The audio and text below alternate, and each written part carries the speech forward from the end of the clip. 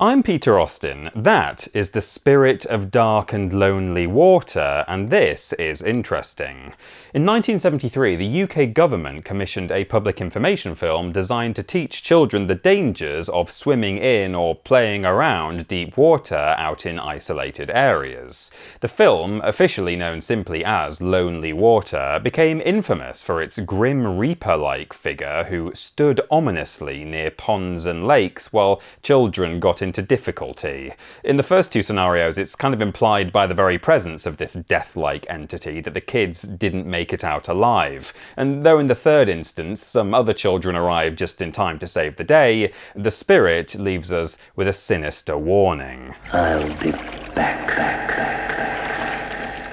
And in fact, though the image of this ghostly figure is frightening enough on its own, the film is mostly remembered for that accompanying voiceover provided by Donald Pleasance, of all people. I am the spirit of dark and lonely water. Running for several years on children's TV slots, the film terrified probably millions of kids in its time, establishing such a reputation that it's still talked about to this very day. Now that's remarkable enough on its own, but what interests me the most about Lonely Water is how similar it is to an area of British folklore that dates back hundreds, if not thousands of years. Though this character may have been conjured up as an original thought by the ad's writer and producer, Christine Herman, up and down the country, Britain's rivers, lakes, and even industrial sites like mill ponds or abandoned quarries are haunted by their own spirits of dark and lonely water, many of them with eerie personal names like Jenny Greenteeth and Nelly Longarms. In fact, I've got 10 named individuals to tell you about today.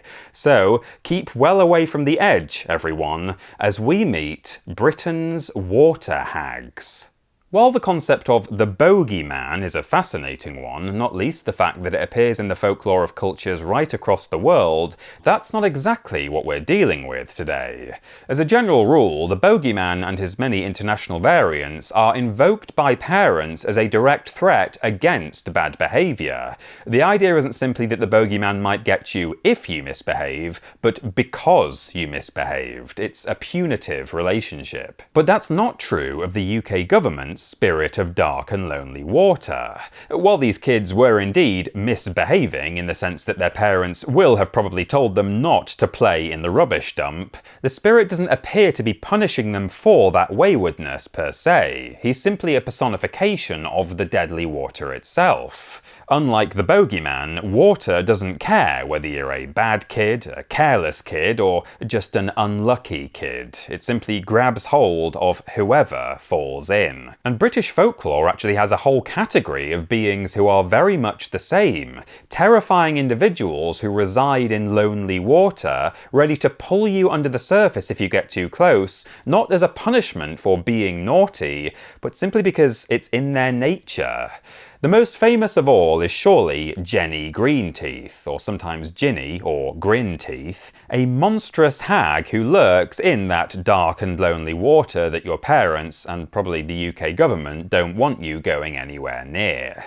If you look just at the traditional folklore, the term Jenny Greenteeth is localised mostly to the northwest of England. But nowadays, Jenny Greenteeth is actually a popular source of inspiration for fantasy writers all over the world. She crops up as a green hag in Dungeons & Dragons, for example. Terry Pratchett includes her in The We Free Men, and she's also said to be the inspiration behind Meg Mucklebones in the 1985 movie Legend. Jenny's role of deterring children from deep or stagnant water is partly evidenced by her curious name.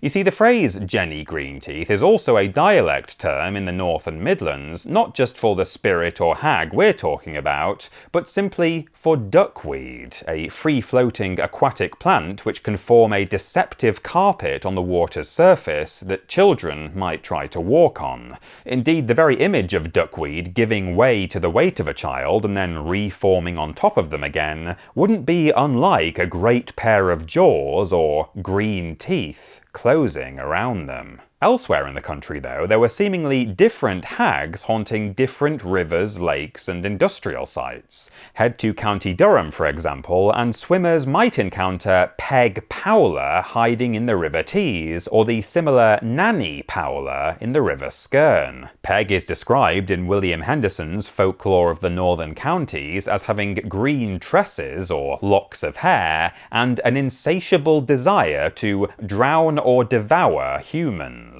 And again, the name of the hag here is tied up with a natural feature of the river. We're informed that the foam churned up in the fast-flowing areas is known locally as Peg Powler's Suds or Peg Powler's Cream.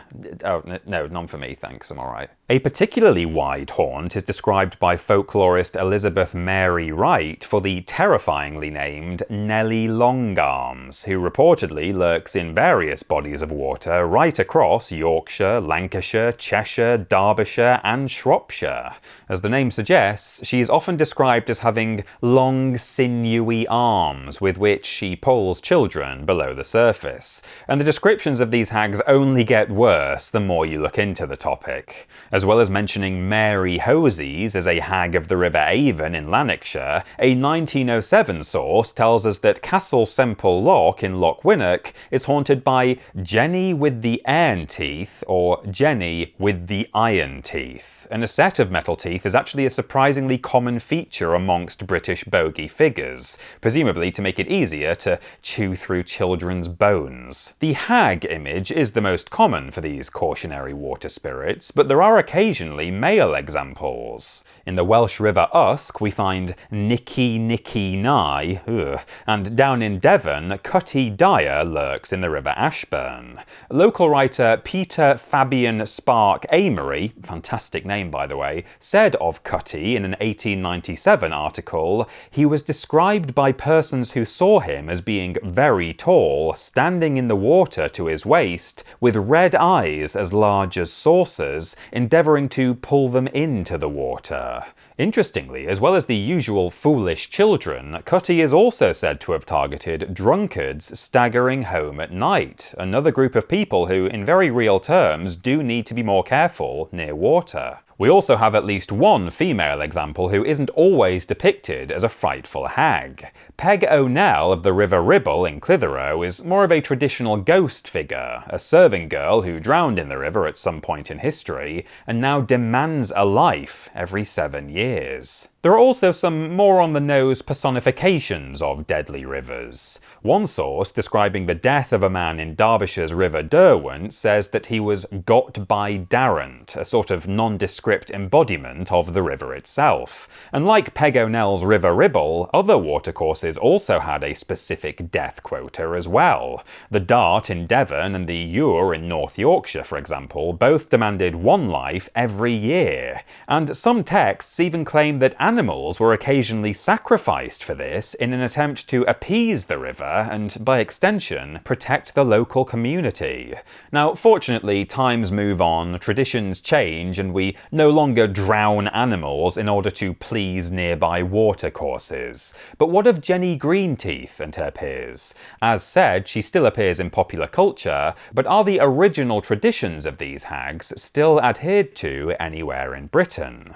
Well, though the idea might sound a little archaic by today's standards, there is actually evidence that Jenny Greenteeth was still being used to scare kids away from hazardous water in the 1980s, if not much later, and that's only accounting for the specific Jenny Greenteeth character. The same could well be true for Nelly Longarms, Peg Powler, and so on. It says a lot about the power of a ghost story or an urban legend in comparison to commissioned media. Yes, Lonely Water is still remembered, discussed, and written about today, but only really by adult fans of vintage TV and hauntology, those who appreciate it as a piece of media as much as anything else. Dig deep enough, though, perhaps in some of the more rural corners of Great Britain and in families with grandparents or great-grandparents still alive, and you might still find young children who actively avoid a foamy river or a weed-covered mill pond for their genuine fear that they might suddenly be pulled into the jaws